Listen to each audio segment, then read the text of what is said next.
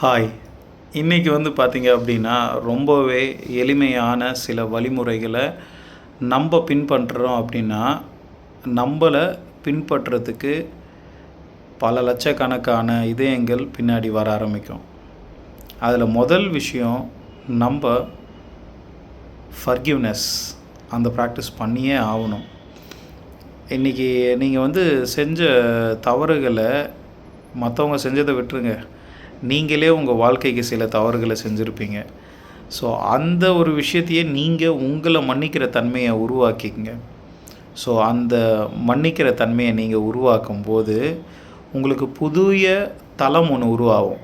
there will be a new space which creates an opportunity for you.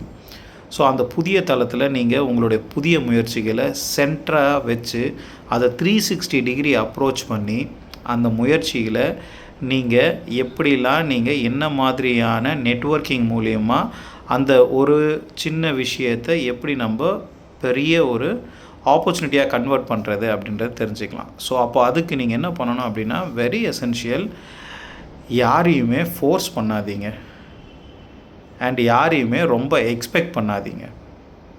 Because நீங்கள் ரொம்ப expect பண்ணும்போது அந்த விஷயம் அவங்கக்கிட்ட இருந்து உங்களுக்கு கிடைக்கலனா நீங்கள் ரொம்பவே ஹர்ட் ஆவீங்க. ஸோ ரேதர் தென் தேட், எக்ஸ்பெக்டேஷனை லிமிட் பண்ணிக்கங்க அண்ட் உங்களோட எனர்ஜியை அன்லிமிட்டட் ஆக்குங்க. ஆனாலும் உங்கள் அன்லிமிட்டட் எனர்ஜியை எந்த சிச்சுவேஷனுக்கு ஏற்ற மாதிரி நீங்கள் யூஸ் பண்ணணும் அப்படின்ட்டு ஸ்ட்ரீம்லைன் பண்ணுற எபிலிட்டியை உங்களோட தாட் ப்ராசஸ்லையும் உங்களோட ஹார்ட் ஃபெல்ட் ப்ராசஸ்லையும் ஃபீலிங்காகவும் எமோஷனாகவும் கன்வெர்ட் பண்ணுங்கள். ஸோ இந்த விஷயங்களை நீங்கள் பண்ணும்போது என்ன ஆகும் அப்படின்னா, நீங்கள் மற்றவங்களுக்கு ஒரு முன் உதாரணமாக மாறுவீங்க.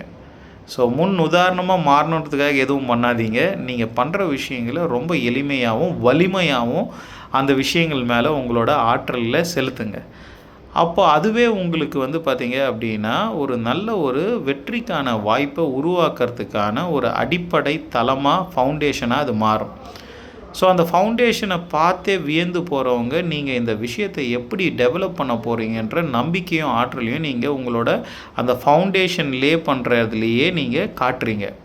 ஸோ அப்போது உங்களுடைய முயற்சிகள் மேலேயும் உங்களுடைய வளர்ச்சி மேலேயும் நீங்கள் அக்கறை காட்டுறதுனால ஆட்டோமேட்டிக்காக உங்களுடைய கூட இருக்கிற நல்ல உறவுகள் அதனுடைய ஆழத்தையும் உறுதித்தன்மையும் புரிஞ்சுக்கிட்டு உங்களுக்கு உறுதுணையாகவும் பக்க பலத்தோடையும் உங்களை பின்னாடி இருந்து பேக்கப் பண்ணுவாங்க.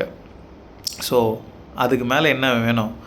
நம்மளோட நல்ல முயற்சிக்கு நல்ல பேக்கப் இருந்தாலே வெற்றி தான். Stay blast.